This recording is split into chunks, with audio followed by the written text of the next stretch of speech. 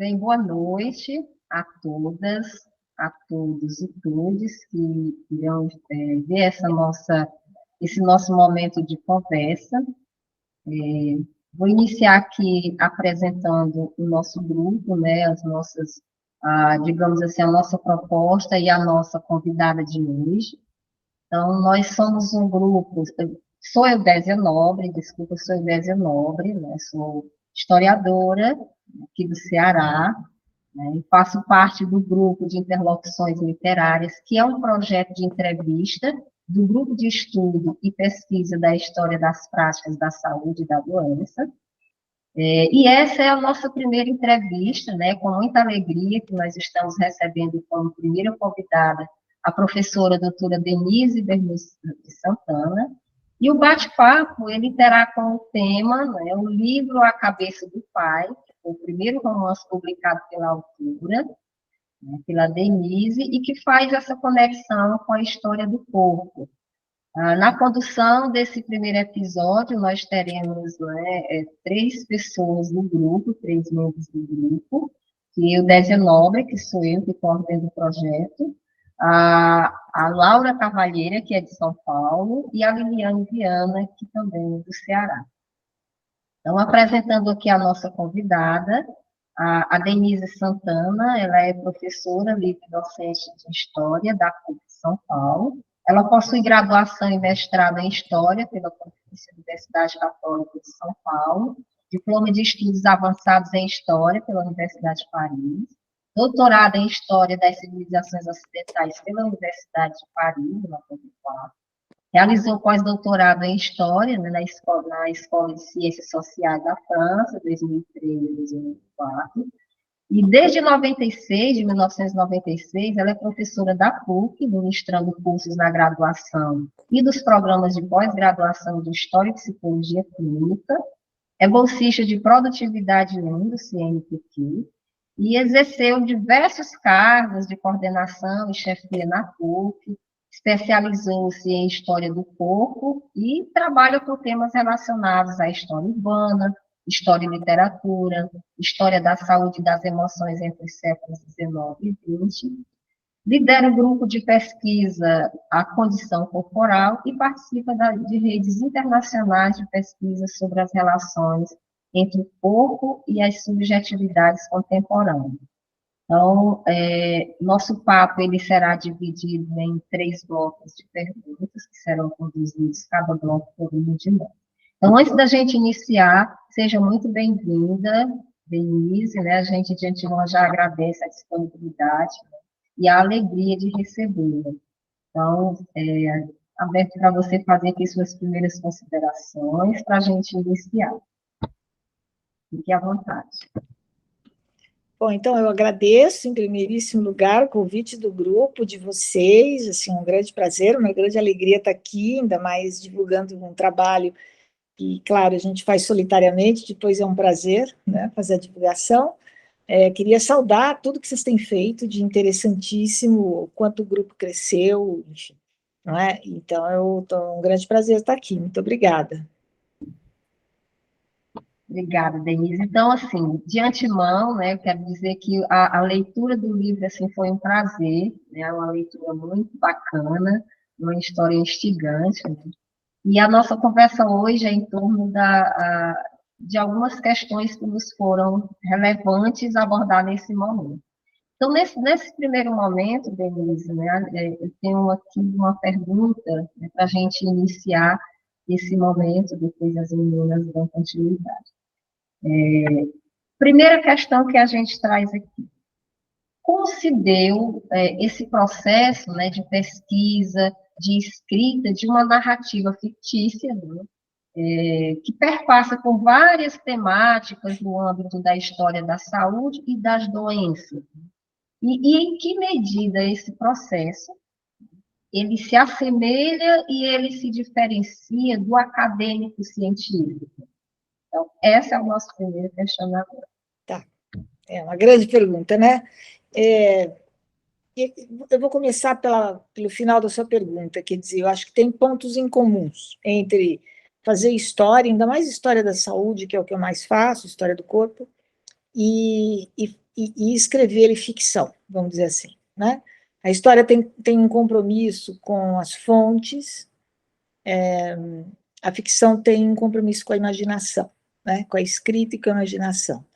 Mas eu passei quase toda a minha vida sendo historiadora e fazendo história, embora eu já escrevesse, mas com nenhuma intenção de me profissionalizar na ficção, mas era uma necessidade, eu gostava, cheguei a publicar um conto uma vez, enfim, mas nada muito constante, não é? Quer dizer, a minha dedicação foi mesmo para o trabalho de historiador. Há um ponto interessante que, tanto na ficção quanto na história, nós precisamos, para escrever um livro, uma tese, ou mesmo um artigo, e também para escrever um livro de literatura, de ficção, a gente precisa, eu não sei, penso eu funciono tendo já preciso escolher uma forma. Não é tanto os personagens, claro que eles são importantes, mas tanto na história quanto na ficção, por exemplo, vocês conhecem essa dificuldade, a gente está fazendo uma pesquisa, e qual é a cara do projeto, ou do livro, ou da tese, né? Qual é o primeiro capítulo, qual é o segundo, qual é o terceiro? E qual é, na verdade, o grande problema que reúne isso? Então, assim, quando eu falo forma, é nesse sentido. E na literatura também, me surpreendeu, porque para mim, pelo menos, não foi tão diferente. Uma vez que eu tinha mais ou menos a forma, e qual foi a forma na cabeça do pai? Era ter um pretexto para que uma narradora lembrasse de memórias de uma época, que foi a época que eu vivi, evidentemente, intensamente como jovem, e épocas que ela não viveu, mas ela ouviu, né, como, por exemplo, no caso da escravidão brasileira. Eu queria um pretexto para que isso fosse falado, né? Então, a forma foi um pai que está muito doente, que solta umas frases assim meio aleatórias, e ela pega aquilo um pouco como se fosse uma Sherazade, e ela conta a história. Então, essa é uma forma. E em termos de problema, assim como na história a gente tem que ter um problema, ali o problema foi a memória, né? Quer dizer, a memória ela está constantemente sendo trabalhada. E no caso da ficção, eu pude ir mais longe nisso. Quando eu digo mais longe, é que você fica mais livre para inventar, não é? Na história você pode inventar, mas você tem um limite. Existe um limite, que é justamente a fonte. Eu não vou dizer que não houve a Segunda Guerra Mundial. Né? Então, eu tenho um limite, que é a fonte. Agora, lá, na ficção, não há esse limite. Há outros, mas não esse. Mas a semelhança que eu gostaria de fixar aqui é a ideia de que é preciso ter uma forma, é preciso ter um problema, alguma coisa que me engate para fazer aquilo, né? Um perfil. Essa é uma semelhança. Agora, há uma diferença radical que, pelo menos para mim, tudo aquilo que não dá na história vai para a ficção. Ou seja, a ficção ela trata dos dramas humanos em geral, não é? Então, das emoções, dos dramas humanos. Para mim, os dramas familiares são sempre muito importantes. Quer dizer, sei lá, se não houver drama familiar, não há então a literatura. Então, tem que ter alguma coisa ali esquisita, estranha. E a literatura é um momento onde você lida com esses demônios, né? Eu acho que muito mais profundamente do que num trabalho, quando eu digo acadêmico, eu digo meu trabalho de historiador. Eu acho que o problema fundamental que me acompanha desde o mestrado é como é que o corpo, como é que foi possível o corpo ser tratado da maneira que ele é tratado. Eu acho que esse problema me persegue, e ele está na ficção. Mas na ficção, eu consigo entrar na parte infernal disso, mais, percebe? Quer dizer, eu poderia fazer isso na história, mas na ficção eu estou mais à vontade para fazer isso, sem sombra de dúvida. E então, essa é uma diferença bem grande. Eu vejo muita semelhança, sabe? Eu vejo muitas. Os compromissos são diferentes. Na ficção você tem compromisso com a linguagem, a imaginação, e na história você tem um compromisso que tem a ver com as suas fontes de estudo, mas eu vejo uma intersecção muito grande. Eu acho que eu não conseguiria escrever ficção se eu não tivesse feito essa ficção, poderia escrever outra, mas essa, se eu não tivesse passado por esse caminho de historiador. E vice-versa, porque eu acabei um artigo agora, História da Ciência, História da Ciência, então, eu hoje escrevo esse artigo influenciada também pelo estado de alma, não é por uma informação, mas pelo estado de alma da ficção, né? Então, é um trânsito delicioso, muito gostoso, muito bom. Eu não vejo problema, não vejo problema. Eu vou continuar com os dois, como se fosse marido e amante, assim. Eu vou seguir com eles. Não sei qual é qual atualmente. Liliane. Então, eu vou passar agora para o segundo bloco, né? Liliane e Diana, que vai conduzir aqui essas perguntas do segundo bloco. Olá, boa noite. Boa noite. Denise, eu gostaria de dizer que eu sou professora de literatura, né? Então, quando eu vi o seu livro, eu disse assim, interessante. É tanto que eu fazia de propósito, eu pegava o livro, ia para a escola e deixava em cima da mesa para que os meninos pudessem ficar folheando. Ai, que interessante tudo. E ficou muito bom. Então, essa parte da leitura, para mim, me cativou relacionado. A sua fala agora, que você fala da história e da literatura, né? E uma coisa que você usou, a palavra da Sherazade, né? A nossa contadora de histórias, então a gente também aparece. Agora, na minha leitura, quando eu fiz a primeira leitura, eu percebi muito como leitora de literatura, eu percebi muito as crenças, né, que vão chegando. E essas crenças são envolvidas com alguns personagens. Então, a gente vai ter a mãe que pega os 3 dentes do filho e coloca como se for em forma de colar. A gente tem o mal-olhado. A gente tem até a própria Angélica, que é colocada de cabeça para baixo para poder passar o soluço. Essas coisas. Só que aí, junto com as crenças, eu percebi, não sei nem se foi alguma coisa sua. Eu disse, não, vou perguntar, quem sabe, né? Mas eu percebi que o número 3 aparece muito próximo às crenças. Aí eu disse assim, seria uma boa pergunta saber se realmente foi uma opção do autor colocar essa numerologia, ou é eu, enquanto leitora, que estou realmente vendo nas entrelinhas, né? Que é o maravilhoso da literatura, é você realmente pegar essas entrelinhas.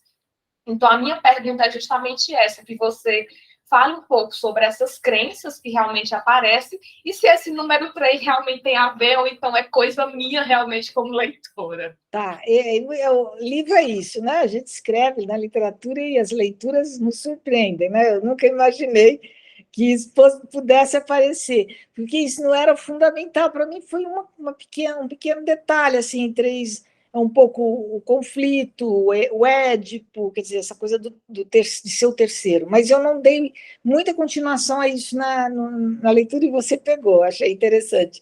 O que tem muita simbologia, sim, como é evidente, e a própria ideia da cabeça e da caixa, não é? São 2 ideias que acompanham o livro, quer dizer, o pai da narradora tem um AVC e tem um parafuso na mão. Isso eu fiz muita questão de ressaltar, porque, assim, parafuso, eu queria criar mesmo nas pessoas a sensação de que vai acontecer alguma coisa de extraordinário, né? Então, vai pegar esse parafuso e vai achar, assim, um tesouro.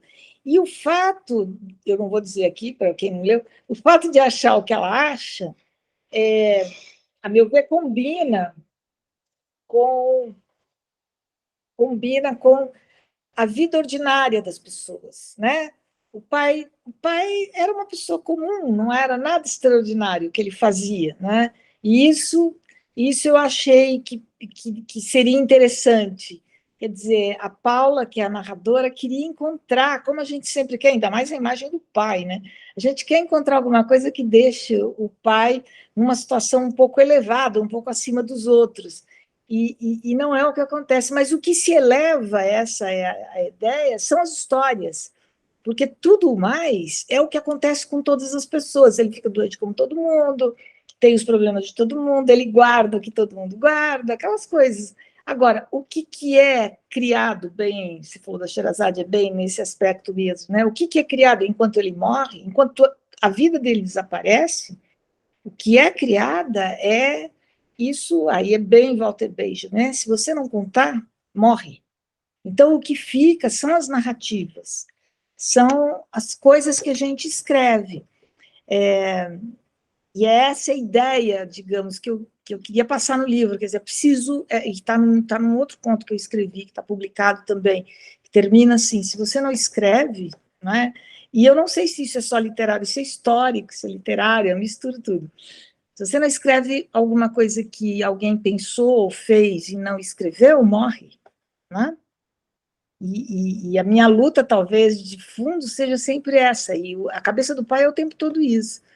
Então, simbolismo há, e há muita religião, não é? Quer dizer, que foi o universo no qual eu vivi, né? Eu vivi, eu conheci muitas pessoas, homens, mulheres, que não são só católicos, mas que passam pelo universo da fé, não é? Crendices, ideia do milagre. Então, isso é forte no Brasil, não é? Então, vivi no Brasil, quer dizer, está presente certamente. Então, a gente passa agora para a Laura Carvalheira, né? Laura, por gentileza. Tudo bem, gente? Boa noite. Boa noite, professora Denise. Boa noite. A pergunta que eu vou fazer, acho que, de certa forma, a senhora até já respondeu no começo da entrevista, mas, mesmo assim, acho que talvez outras considerações, ponderações podem ser feitas através dela. Como bem a senhora disse, a gente realmente percebe que, na leitura do livro, existe essa centralidade mesmo da memória na narrativa, né? O que, inclusive, é bastante curioso, considerando que a senhora é historiadora.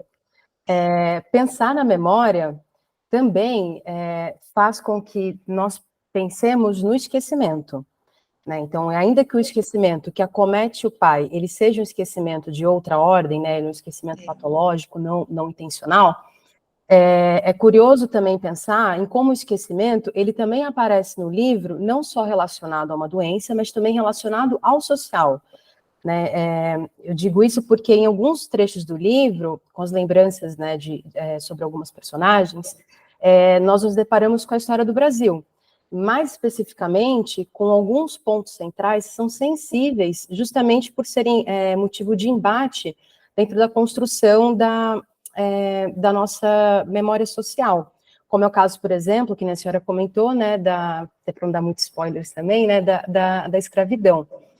É interessante notarmos como, através dessas memórias individuais, nós temos, sim, acesso à memória coletiva, né, ressaltando que a memória ela tem essa dimensão extra-individual, né, ela é, sim, codividida. Foi proposital, daí vem, depois dessa consideração, a pergunta, né, foi proposital que a construção da narrativa do livro, ela contasse um pouco da história do país, ou à medida que a senhora escrevia os personagens, né, o pai do avô, o Arminda, a Angélica, entre tantas outras, essas conexões com a história, elas foram sendo feitas, e essa pergunta também, ela vem dentro de uma ideia de que, na produção acadêmica da senhora, há um compromisso, né, há um posicionamento. Na ficção, isso também acontece, né? Então, em que medida é possível separar a Denise ficcionista, aquela que fabula, da Denise historiadora? Tá, Laura, obrigada, é importante a sua pergunta, porque, assim, o meu livro começou, não do começo, não sei se as pessoas sempre começam do começo. A primeira coisa que eu escrevi foi aquela história, logo no começo, no começo, mas não é o começo do livro, da Isaltina e do Tolentino que vai para o telhado para morrer infartado. Tem ali a ideia um pouco de um humor trágico. A Isaltina tem várias indicações que ela pode ser lida como uma metáfora da ditadura militar, né? Ela é a censura, ela é uma pessoa... E ali, quer dizer, é óbvio que eu não acho que a literatura deve ser ideológica, eu acho que ela perde muito se ela for ideológica, como propósito fundamental, eu não acho que deva ser. Mas as nossas posturas, a minha postura histórica de se posicionar do lugar de onde fala, isso aparece lá, é evidente. não é o propósito fundamental do livro, mas o livro inteiro é uma história da violência brasileira, se a gente quiser ver, né? É uma história. Já a primeira frase, porque a primeira frase é enigmática, né? Eu fiz de propósito, preciso oferecer um galo ao meu pai, não é? Ora, essa frase é uma frase para quem fez filosofia, só que vai entender aí o sentido. Quem não fez, porque tem várias chaves de leitura, vai dizer não vai entender, aí não é para entender mesmo, é quando chega lá no final do livro, que o pai já está muito mal, a Paula diz, poxa vida, eu estou ficando sem o pai, eu nem lembro como é que ela fala muito melhor do que isso, estou ficando sem o pai e estou perdendo o país, né? Uma perda sem descanso e luto, é isso que ela fala, né? Perco o pai e o país. E antes ela lembra das galinhas e dos galos, né? Então ela diz, o Brasil é um galo, né? Porque o galo é o símbolo de vários países, e o Brasil é um galo mais colorido que o americano. Então, se você volta para o começo, quando eu quero oferecer um galo ao pai, né? Eu, no caso, narradora, significa que eu quero oferecer um país para o meu pai. Mas oferecer um galo ao pai é a frase, é uma frase meio que copiada, é a última frase do Sócrates, filósofo. Quando ele está para morrer, ele diz para os discípulos, olha, não esqueçam de oferecer um galo para o Deus da medicina. Aí vem a história da saúde. Para o Esculápio, que é o Deus da saúde e da medicina, porque era uma tradição entre os gregos oferecer um galo para esse Deus, significa que é saúde, etc. Então, essa frase é dupla, é uma história, portanto, a cabeça do pai é uma história de alguém que luta, não é? Para oferecer uma saúde, mas no caso ali não é para o pai, é para a própria filha, né? Precisa oferecer um galo, é ela, a filha que quer oferecer o galo, então é ela que quer ficar curada, é ela o problema. Tanto é que ela vai, e no final do livro, o livro está centrado no umbigo dela, né? É todo problema que vem para fora. Então, mais uma vez eu volto a dizer que tem muita simbologia e muitos mistérios, e você pode ficar numa leitura mais superficial, mais profunda, depende, né? Tem muitas camadas, mas você tem, assim, você tem toda a razão, quer dizer, existe uma postura, existe um propósito, não é? E a história do Brasil está lá, né? Quer dizer, dessa forma, não uma história linear, não aprofundada, mas são fragmentos do terror que nós vivemos. A história do Brasil é uma história da violência, né? Eu não podia deixar passar, por exemplo, os 4 séculos de escravidão, e é sempre na figura de um pai, né? Isso também é uma escolha proposital, tem muitos pais no romance, porque o pai é uma figura simbólica, o país é um pai, né? E nós somos um pouco deserdados, né? Então, poderíamos fazer uma discussão grande aqui, mas percebe, assim, tem uma passarela, sem dúvida.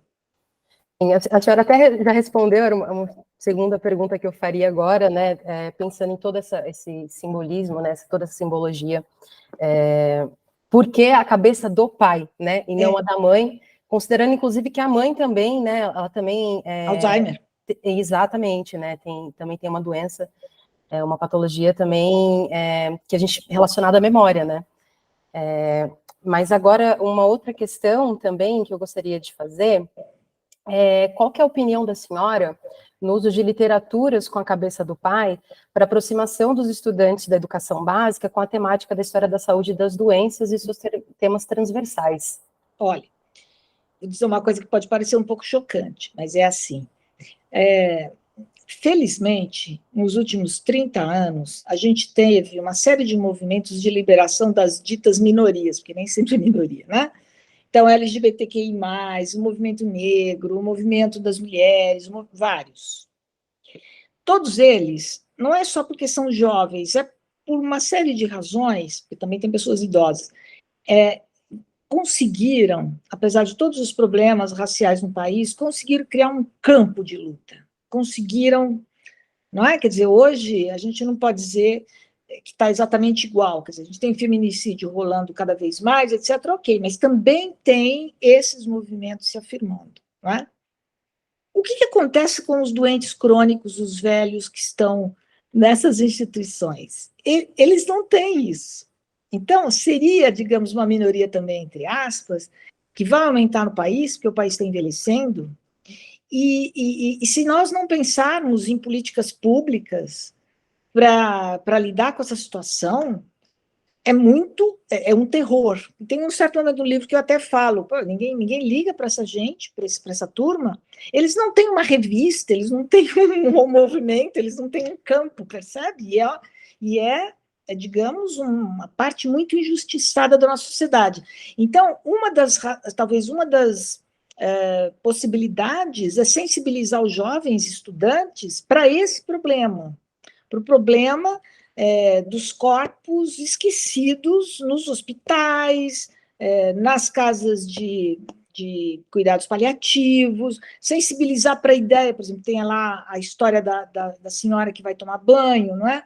Que é uma história assim, constrangedora, quer dizer, o que é um velho, o que é um doente numa sociedade capitalista e produtivista. Então, assim, tem esse tipo de questão, pode, sem sombra de dúvida, ser desenvolvido, e eu acho necessário, porque é normal que os jovens só pensem neles mesmos, é mais ou menos normal, mas também faz parte, eu acho, dos poderes públicos, dos professores, sensibilizarem para isso. Eu adoraria que meu livro pudesse contribuir nesse sentido.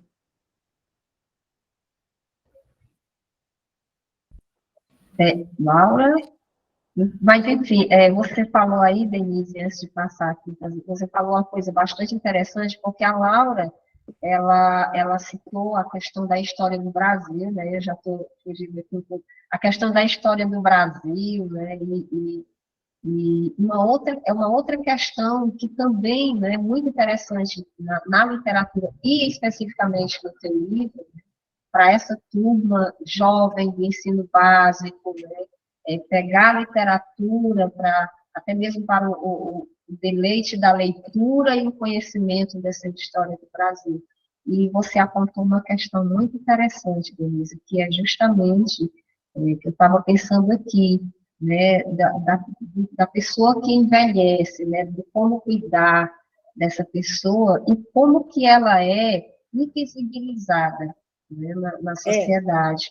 E isso é interessante, essa questão, Denise, que você puxou e abriu um leque aqui de pensamento em relação a isso, porque também no teu livro a gente percebe, não sei se as meninas concordam, percebe essa questão de encarar o fim da vida, né?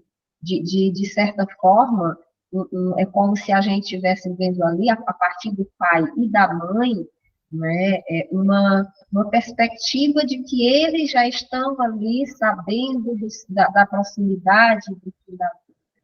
Então, e isso, assim, essa forma de pensar, ela também foi proposital, ou que, como diz Liliane, ela Não entrou foi ali... proposital, eu devo dizer que também tem a ver com uma experiência mesmo pessoal, quer dizer, eu vivi 2 anos, eu sou filha única, eu tenho muito em comum com a Paula nesse aspecto, e vivi a cuidar dos meus pais num hospital de cuidados paliativos, que é este que eu cito, que é real, é verdadeiro, eu premiei, que foi uma sorte, porque é um hospital fantástico de cuidados paliativos, aliás, é um hospital escola, um dos poucos hospitais de escola que atende plano de saúde, né?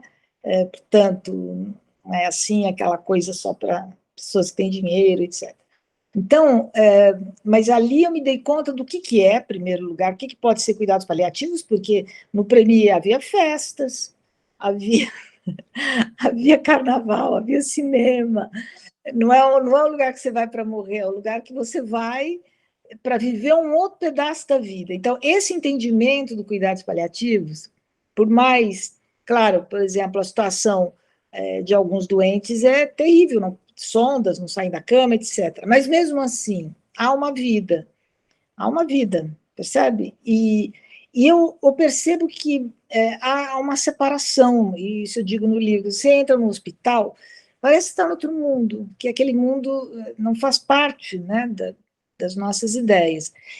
Claro, eu entendo que é até um mecanismo de defesa, ninguém quer ficar pensando na doença, menos ainda na morte. Mas nós chegamos a um ponto que é o outro extremo, virou um tabu, quer dizer, é antinatural.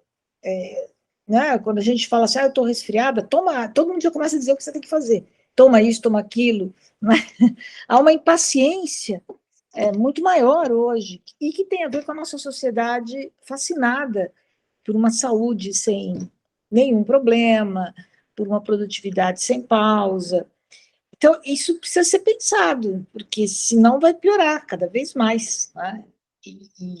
E os jovens vão ficando velhos cada vez mais cedo. É isso que a gente. É engraçado, a gente está vivendo mais estatisticamente, mas vocês viram há pouco tempo nas redes sociais uma mulher de 40 anos, né? Quer dizer, os jovens estão ficando velhos cada vez mais cedo.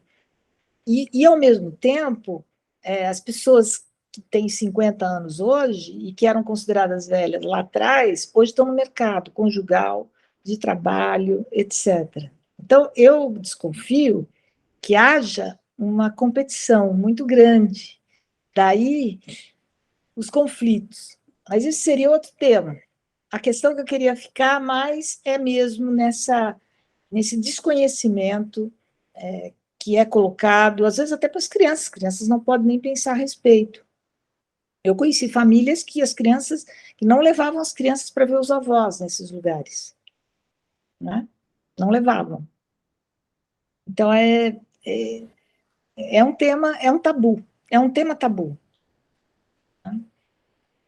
Eu acho que a gente venceu, aquilo que eu falei, a gente venceu alguns tabus, podemos falar, LGBTQI+, é um exemplo, a gente já pode falar, transexual, mas esse tabu, que é o do velho e da doença, esse é um tabu, e como o grupo é prática de saúde e doença, eu acho que vocês estão no grupo do lidar com o tabu, não é? É isso. Como trabalhar isso de uma forma que não seja um tabu, faz parte da vida, não é? Tem uma das partes que eu acho que já foi até citado por você, que eu fiquei muito impactada, foi justamente a parte da Dona Maria, né? Ela mora só e ela é levada com o filho para uma casa de repouso. No momento em que o filho coloca ela dentro do carro, é o momento que ela se sente feliz. Aí eu até coloquei aqui que é como se a mãe quisesse a presença do filho. Claro. Né? Então, ela quer ter a presença do filho. E ele pega, fivela o cinto, coloca ela no carro e ela vai feliz, achando que vai estar na presença do filho. E ele a leva para uma casa de repouso. E chegando lá, ela realmente passa a não ser ouvida, né? Então, as pessoas, ela mesmo diz para as enfermeiras que falam assim, não precisa gritar, que eu não sou surda, né? E tudo. Só que elas acham que ela está ficando doida, que isso é coisa né? Realmente da idade e tudo. Eu disse, meu Deus, e é verdade. A gente acaba colocando isso, um peso no idoso, como se a idade viesse e o idoso, né, ele não pudesse mais ter realmente algo relacionado à sua vida, e a única coisa que ela queria era a presença do filho. Né? Então, isso me impactou muito, muito mesmo. E é o momento em que ele vai vender as coisas da casa, mas quando ele vê o sofá que ele vende, parece assim que é o único fio que lembrava a mãe era o sofá. E pronto. Mas foi algo que me deixou bem impactada mesmo, relacionado a essa presença, né? Que a mãe só queria ter a presença do filho, mas ele a leva para uma casa de repouso. Exatamente. Eu queria um pouco provocar vocês, porque, assim, como eu disse, tem várias chaves, tem os mistérios, né? Eu não resolvo, mas eu só jogo ali, não era mesmo para resolver. Mas a narradora se chama Paula Braga. E a última história é de um homem que não ficou célebre, né? Inventou o freio de mão, mas ninguém me lembrou dele, ele só ficou célebre depois de morto. E ele se chama Venâncio Braga. Então, isso também é para a gente pensar, porque literariamente, isso que eu acho interessante na literatura, você pode, ainda mais na literatura moderna, que você pode deixar meio em aberto, né? Você pode eventualmente pensar que o Venâncio Braga possa ser parente da narradora, ou talvez seja o pai, não sei, mas ele morreu de cirrose e o pai não, não é? Mas aí o que é verdade e o que é mentira, não se sabe. O fato é que, tudo isso para dizer o quê? Que nesse fechamento do livro, com a última história do Germano, né, que é o sujeito que narra a história, um contador típico da época, lá atrás dos meus pais, diz meu chapa, Guerra Fria, né? Então, assim, ele está nos anos 60, 50, né? Então, fechando com o túmulo, né? Fechando com a história, ele vem de túmulo, fechando com essa história, eu acho que também tive um pouco esse propósito de pensar que a literatura não salva, mas a literatura dá um gosto muito especial na vida, a fantasia, a literatura. Então, por exemplo, nos hospitais, não é? o que, o que resta para muitos desses doentes é o prazer de contar, de narrar e de ser ouvido, e de ouvir também. Então, assim, eu ainda acredito também, eu acredito muito nas histórias, né? Eu sou uma Sherazade incurável. Eu acho que a Sherazade, a ideia de contar história, de narrar história, consegue não só curar o rei, que era o Shahriar, que era um horror, um assassino, não é? Mas pode dar algum sentido, porque a vida não tem sentido nenhum, mas isso pode dar algum sentido. Então, assim, é um pouco a ideia da narração, da memória, ser o caminho, no caso, para quem está indo para a morte, como essas pessoas. Não é? Para quem fica e para quem vai. Não é? Professora, Hum. qual que foi a parte, qual que foi o que que foi mais desafiador no livro? Foi alguma parte da escrita, algum corte? Como é que se deu essa escolha pelo processo narrativo, né? E qual pessoa escrever, qual narrador, enfim, tipo de Então, olha, é sempre assim, eu escrevo mais do que fica. Eu corto muito. E cortar dói. Cortar dói, porque você se apega. Mas tem que cortar. Então, tem que deixar descansar, porque eu escrevi isso entre 2017 e 2019, que foi justamente a época que eu estava cuidando dos meus pais. E, coincidência ou não, quando meu pai morreu, eu acabei o livro. Então, na verdade, assim, foi nesse período. E ali, para mim, era o lugar que eu queria estar. A escrita literária, porque a acadêmica não me era suficiente. Ali era o lugar que eu queria estar. Então, eu estava ali, eu conseguia viver bem, né? Digamos. Mas então cortar era cortar um pedaço de mim, não é? Não era fácil. E eu cortei bastante. Não está tudo aí, era maior.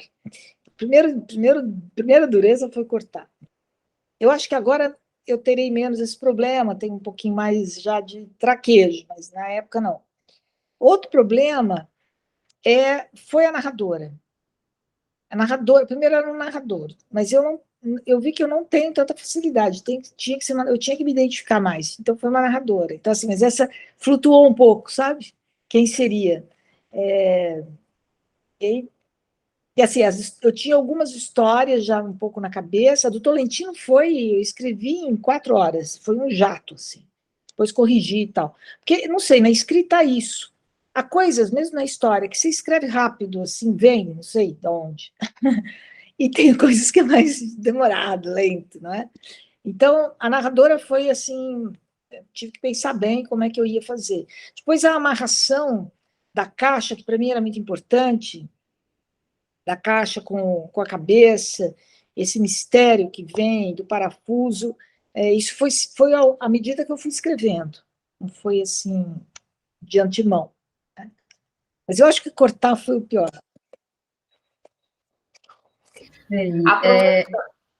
Posso fazer só uma Desculpa, pode fazer, Liliana.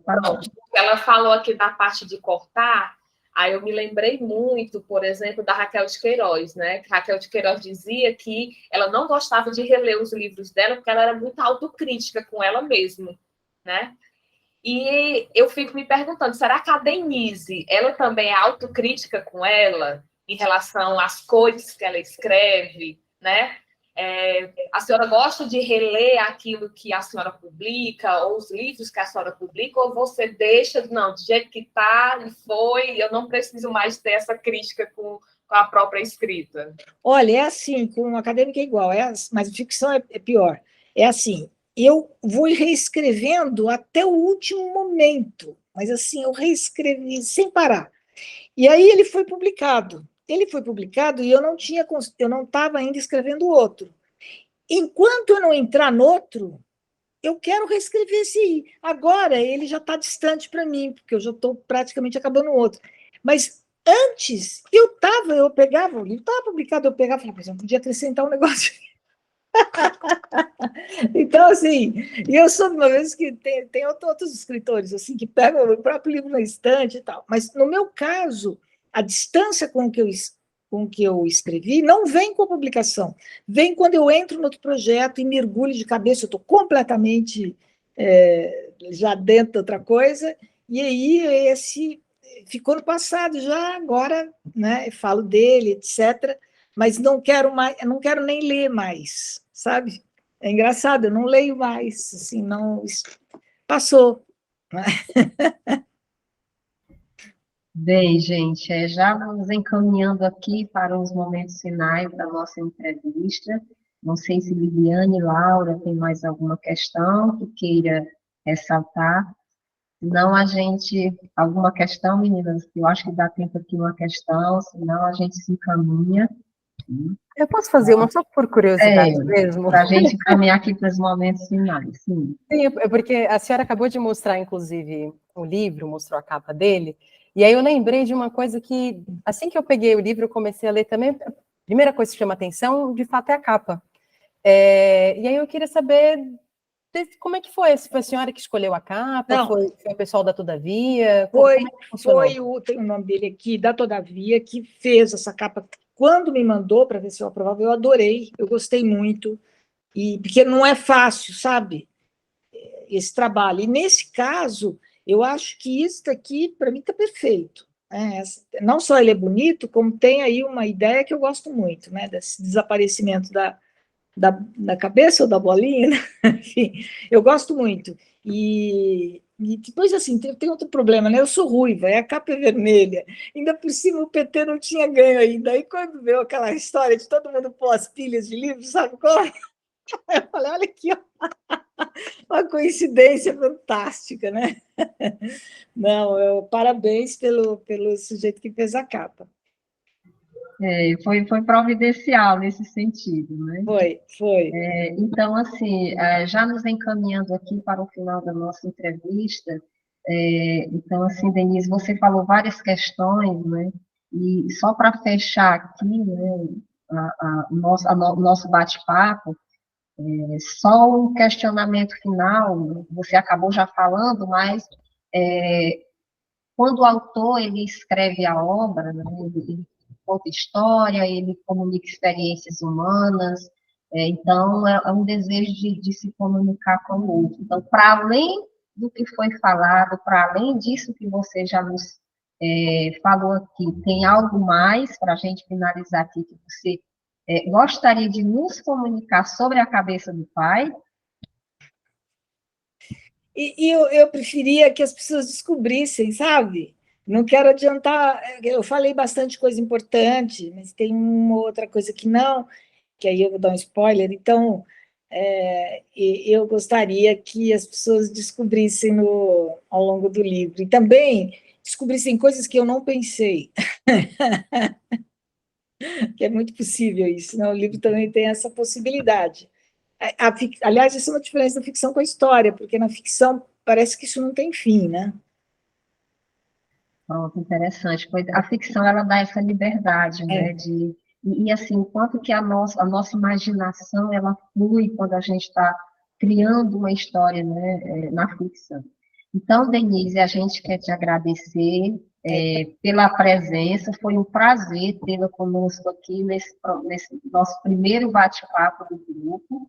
Eu vou deixar aqui em aberto, quero agradecer às colegas, né, nesse momento que nós compartilhamos, Liliane Viana, Laura Cavalheira, e a nossa colega Tiana Carine, que está aqui nos auxiliando. Né? Então, eu vou deixar em aberto para que você faça suas considerações, né, e a gente possa finalizar aqui o nosso momento. Lembrando que essa nossa entrevista ela vai estar no YouTube, né, no canal do Grupo de Estudo e Prática em História e Pesquisa da Saúde e das Doenças, tá certo? Então, fique à vontade, Denise, para fazer suas considerações e, de antemão, muito obrigada pela sua presença. E a gente espera que nós tenhamos outros momentos, quem sabe, com o próximo livro, né? Mas fique à vontade. Tá bem, eu queria agradecer muito ao grupo todo, a Ana Karine em especial, que eu já conheço há tanto tempo, a vocês. É um grande prazer poder, um grande privilégio falar do meu livro aqui para vocês. Se pudesse falar qualquer coisa para finalizar, é assim, leiam tudo, não só esse livro, leiam tudo.